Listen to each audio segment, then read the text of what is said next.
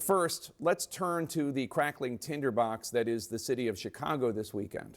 Last night, the president announced he is authorizing 300 members of the Illinois National Guard to, quote, protect federal officers and assets in Chicago over the objections of the state's Democratic governor, J.B. Pritzker.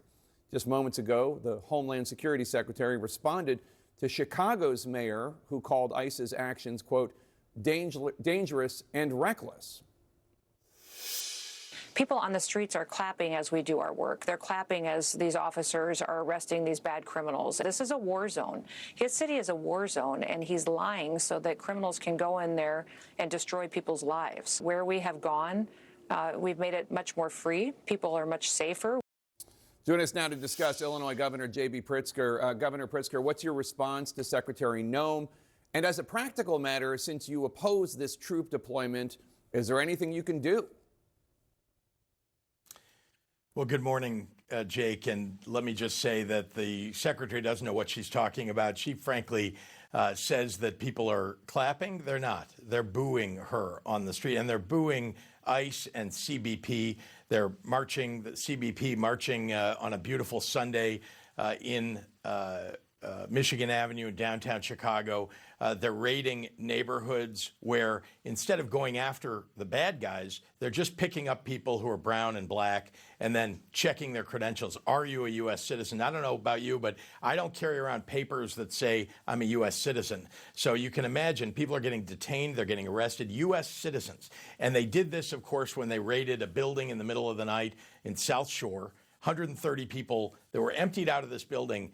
They were going after a few gang members, and instead they broke windows, they broke down doors, they ransacked the place, and there were people that were held, elderly people and children zip-tied. Elderly people held for 3 hours at a time. They are the ones that are making it a war zone. They need to get out of Chicago. If they're not going to focus on the worst of the worst, which is what the president said they were going to do, they need to get the heck out. So let's talk about that. The federal agents this week carrying out this massive nighttime raid on this apartment complex in Chicago. Reportedly, they used drones, helicopters, military-style vehicles.